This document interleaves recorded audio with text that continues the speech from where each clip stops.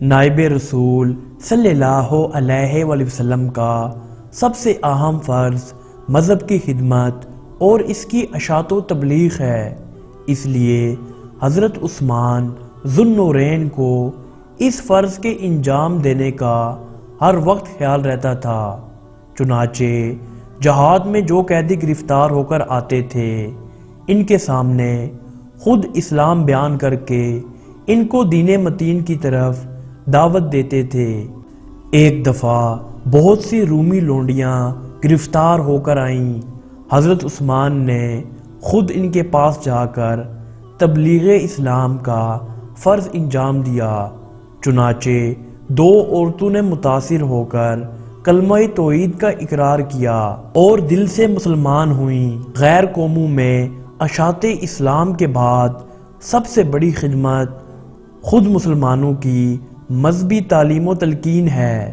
حضرت عثمان خود مسائل فقہ بیان کرتے تھے اور عملاً اس کی تعلیم دیتے تھے۔ ایک دفعہ وضو کر کے بتایا کہ میں نے رسول اللہ صلی اللہ علیہ وآلہ وسلم کو اس طرح وضو کرتے دیکھا تھا۔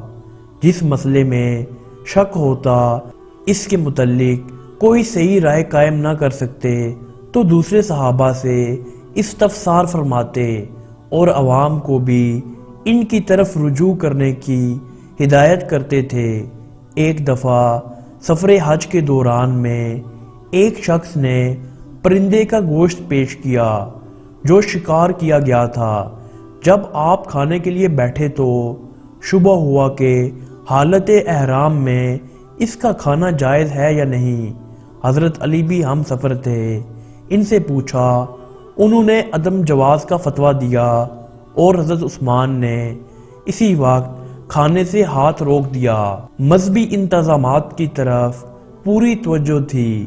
مدینے کی آبادی اس قدر بڑھ گئی تھی کہ جمعے کے روز ایک اذان کافی نہیں ہوتی تھی، اس لیے ایک اور مؤذن کا تقرر کیا جو مختلف مقام پر اذان دے کر لوگوں کو نماز کے وقت سے مطلع کرتا تھا۔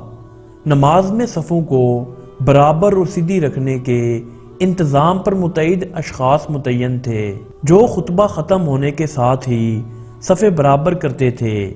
مذہبی خدمات کے سلسلے میں حضرت عثمان کا سب سے زیادہ روشن کارنامہ قرآن مجید کو اختلاف و تحریف سے محفوظ کرنا اور اس کی عام اشاعت ہے۔ اس کی تفصیل یہ ہے کہ آرمینیا اور آذربائیجان کی مہم میں شام، مصر، عراق وغیرہ مختلف ملکوں کی فوجیں جمع تھیں، جن میں زیادہ تر نو مسلم اور اجمی النسل تھے جن کی مادری زبان عربی نہ تھی۔ حضرت حذیفہ بن یمان بھی شریک جہاد تھے۔ انہوں نے دیکھا کہ اختلاف قرت کا یہ حال ہے کہ اہل شام کی قرت اہل عراق سے بالکل جداگانہ ہے، اسی طرح اہل بصرہ کی قرت اہل کوفہ سے مختلف ہے اور ہر ایک اپنے ملک کی قرت صحیح اور دوسرے کو غلط سمجھتا ہے۔